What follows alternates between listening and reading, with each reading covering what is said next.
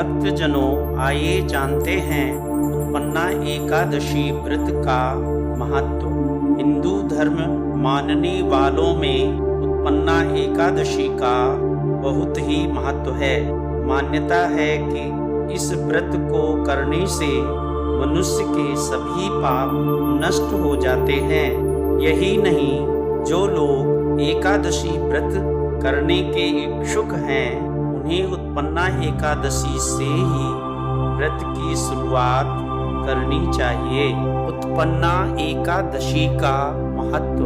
धर्मराज युधिष्ठिर कहने लगे कि हे भगवान, आप कृपा करके मुझे मार्गशीर्ष माह के कृष्ण पक्ष की एकादशी के विषय में बतलाइए। इस एकादशी का क्या नाम है तथा इसके व्रत का क्या विधान है, इसकी विधि क्या है, इसका व्रत करने से किस फल की प्राप्ति होती है, कृपया यह सब विधान पूर्वक कहिए।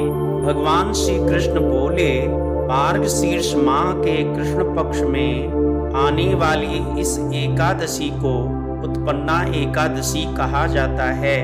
यह व्रत शंखोद्धार तीर्थ में स्नान करके भगवान के दर्शन करने से जो फल प्राप्त होता है उसके बराबर पुण्य मिलता है। व्रत करने वाले भक्त को चोर, पाखंडी, परस्त्रीगामी, निंदक, मिथ्याभाषी तथा किसी भी प्रकार के पापी से बात नहीं करनी चाहिए। इसका माहात्म्य मैं तुमसे कहता हूँ, ध्यान पूर्वक सुनो। उत्पन्ना एकादशी व्रत कथा। युधिष्ठिर कहने लगे कि हे भगवान, आपने हजारों यज्ञ और लाखों गौदान को भी एकादशी व्रत के बराबर नहीं बताया, सो यह तिथि सब तिथियों से उत्तम कैसे हुई बताइए। भगवान कहने लगे, हे युधिष्ठिर, सतयुग में मुर नाम का दैत्य उत्पन्न हुआ। वह बड़ा बलवान और भयानक था। उस प्रचंड दैत्य ने इंद्र, आदित्य, वसु, वायु, अग्नि आदि सभी देवताओं को पराजित करके भगा दिया।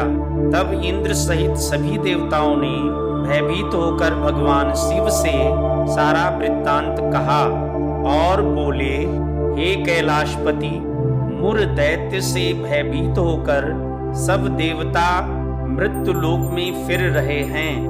तब भगवान शिव ने कहा, हे देवताओं, तीनों लोक के स्वामी, भक्तों के दुखों का नाश करने वाले भगवान विष्णु की शरण में जाओ।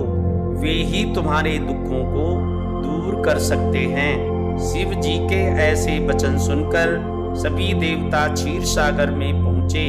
वहां भगवान को शयन करते देख हाथ जोड़कर उनकी स्तुति करने लगे कि हे देवताओं द्वारा स्तुति करने योग्य प्रभु, आपको बारंबार नमस्कार है। देवताओं की रक्षा करने वाले मधुसूदन, आपको नमस्कार है। आप हमारी रक्षा करें। दैत्यों से भयभीत होकर हम सब आपकी शरण आए हैं। आप इस संसार के कर्ता, माता पिता, उत्पत्ति और पालन करता और संहार करने वाले हैं। सबको शांति प्रदान करने वाले हैं। आकाश और पाताल भी आप ही हैं। सबके पितामह ब्रह्मा, सूर्य, चंद्र, अग्नि, सामग्री, होम, आहुति, मंत्र, तंत्र, जप, यजमान, यज्ञ, कर्म, कर्ता, भोक्ता भी आप ही हैं। आप सर्वव्यापक हैं। आपके सिवा तीनों लोकों में चर तथा अचर कुछ भी नहीं है। हे भगवान, दैत्यों ने हमको जीतकर स्वर्ग से भ्रष्ट कर दिया है और हम सब देवता इधर उधर भागे भागे फिर रहे हैं। आप उस दैत्यों से हम सबकी रक्षा करें। इंद्र के ऐसे वचन सुनकर भगवान विष्णु कहने लगे कि हे इंद्र, ऐसा मायावी दैत्य कौन है जिसने सब देवताओं को जीत लिया है? उसका नाम क्या है? उसमें कितना बल है और किसके आश्रय में है तथा उसका स्थान कहाँ है? यह सब मुझसे कहो। भगवान के ऐसे वचन सुनकर इंद्र बोले, भगवान, प्राचीन समय में एक नाड़ी जंग नामक राक्षस था। उसके पराक्रमी और लोक विख्यात मुर नाम का एक पुत्र हुआ। उसकी चंद्रावती नाम की नगरी है। उसी ने सब देवताओं को स्वर्ग से निकालकर वहां अपना अधिकार जमा लिया है। उसने इंद्र, अग्नि, वरुण, यम, वायु, ईश, चंद्रमा, नैऋत्य आदि सबके स्थान पर अधिकार कर लिया है। सूर्य बनकर स्वयं ही प्रकाश करता है, स्वयं ही मेघ बन बैठा है और सबसे अजेय है। हे असुर निकंदन, उस दुष्ट को मारकर देवताओं को अजेय बनाइए। यह वचन सुनकर भगवान ने कहा, हे देवताओं, मैं शीघ्र ही उसका संहार करूंगा। तुम चंद्रावती नगरी जाओ। इस प्रकार कहकर भगवान सहित सभी देवताओं ने चंद्रावती नगरी की ओर प्रस्थान किया।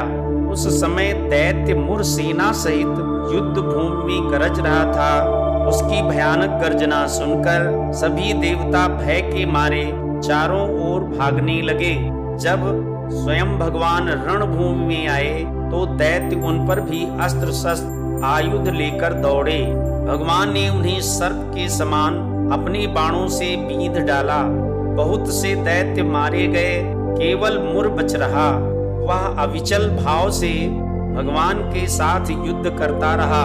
भगवान जो भी तीक्ष्ण बाण चलाते वह उसके लिए पुष्प सिद्ध होता। उसका शरीर छिन्न भिन्न हो गया, किंतु वह लगातार युद्ध करता रहा।